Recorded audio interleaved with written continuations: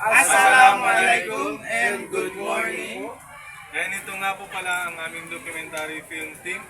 At ito nga po pala si Almopi ang Patuan. And ako nga po pala si Farooq Kanaka. Undas Raopte. Muhammad Alakim A. Kasim. At ako po si Fardan Etsnatin. At tunghayan niyo po ang aming documentary sa kapaligiran ng aming paaralan. Maraming salamat po.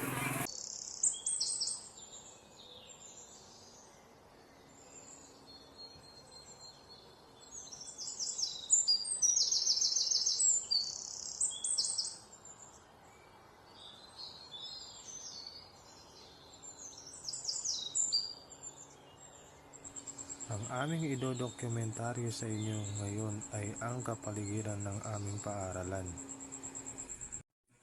Sa aming pag-uusap-usap ng aking mga kagrupo, napagpasyahan namin na magboluntaryong maglinis sa aming paaralan.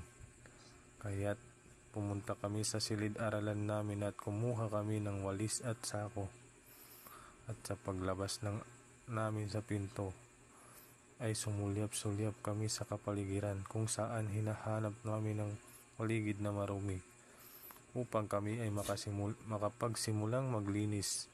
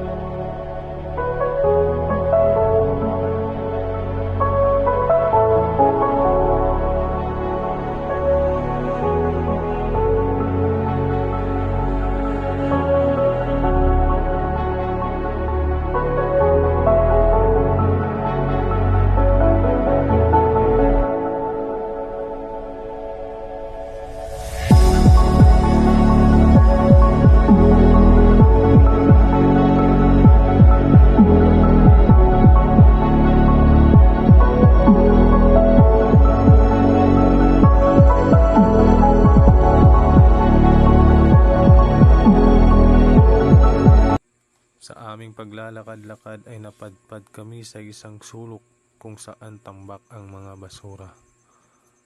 At ito ay aming sinimulang linisin.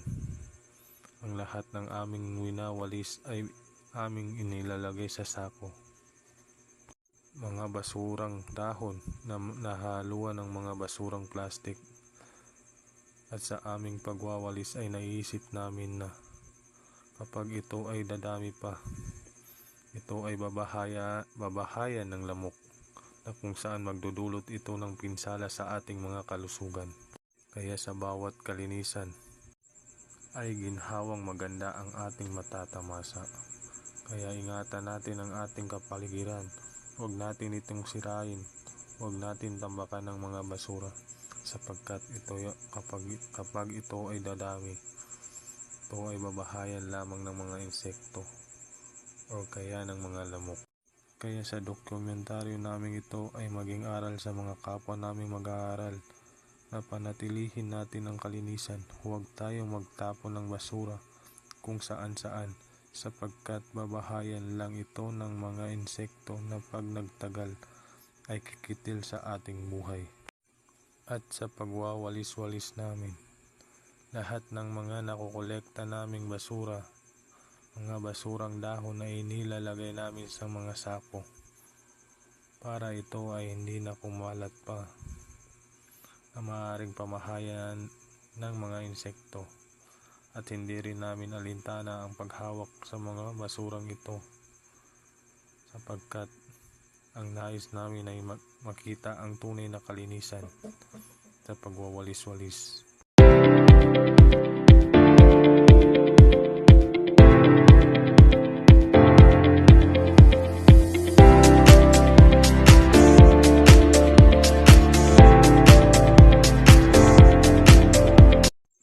At pagkatapos naming magwalis ay tinapon namin sa tamang lalagyanan ng basura ang mga basurang nakolekta namin upang mas madali na lang kolektahin ng mga nangongolekta ng basura. At pagkatapos nito ay naghugas na kami ng kamay pagkat kami ay tapos nang maglinis. At sa dokumentary namin ito ay pinakita namin na dapat panatilihin natin ang ating kapaligiran na malinis sapagkat para tayo ay malayo sa mga sakit na may dudulot nito. Salamat.